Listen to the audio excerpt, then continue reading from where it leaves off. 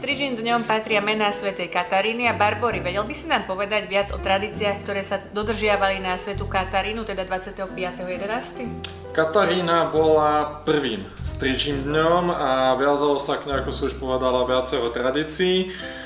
Na strednom Slovensku, alebo teda najmä na strednom Slovensku, sa robili už tento deň cesnakom na kríže na dverách napríklad, práve kvôli tomu, aby boli obydlia, ktorých chodové dvere boli natreté tým cesnakom chránené pred vstupom bosoriek alebo nejakých zlých síl.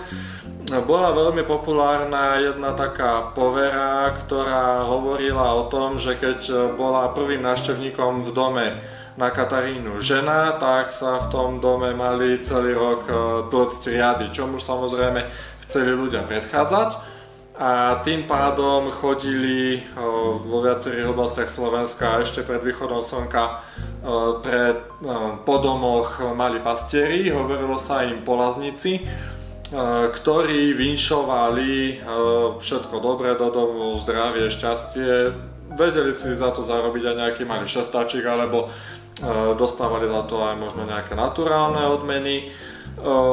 Z toho vlastne možno vychádza aj druhá taká tradícia, ktorá sa robila, že na Katarínu, pokiaľ v dome bývala Katarína, tak mladenci o chodové dvere tohto rozbíjali staré riady.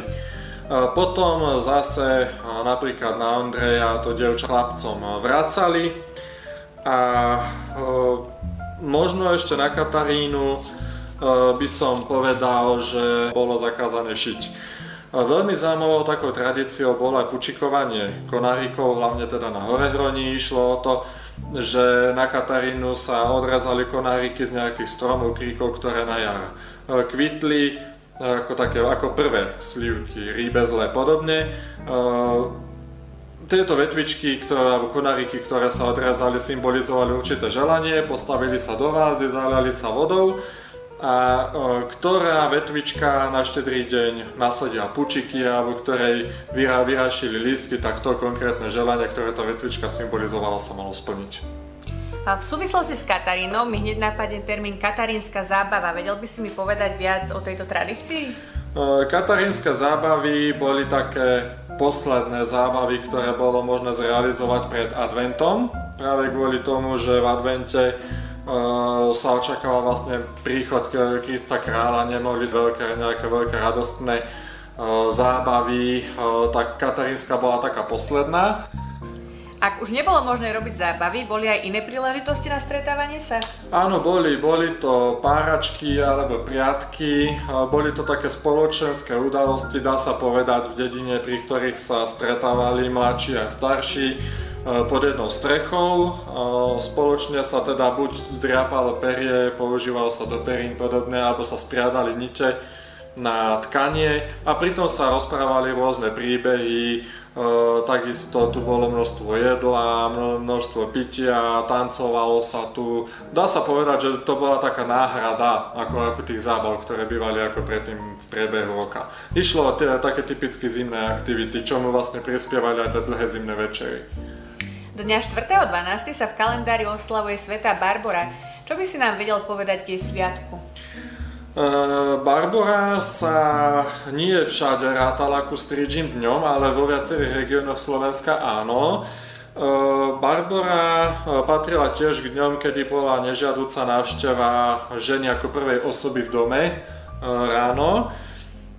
Okolo Nitry, Trenčína a okolo Topolčian do určitého času existovala taká špecifická tradícia, hlavne v domoch, kde boli usporiadané priatky, ale aj všeobecne po domoch, dedinách chodili tzv. Barborky.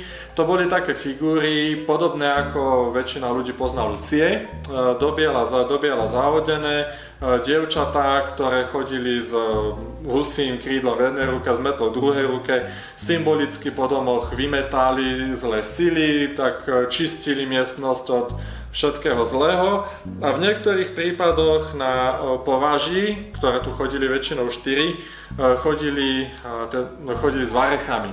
Tieto varechy barborky na považi používali na bitie mládencov, ktorí boli pristihnutí na priatkach. Potom barborky s týmito varechami tancovali, pričom tie varechy používali na také klopkanie do rytmu, na vyklopkávanie melódie a niekedy sa na tom tance zúčastňovali aj mládenci v takom symbolickom oblečení zhotovenom zo slamených snopov.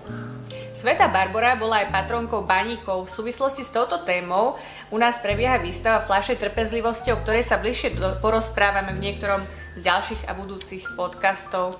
Do počutia. Do počutia.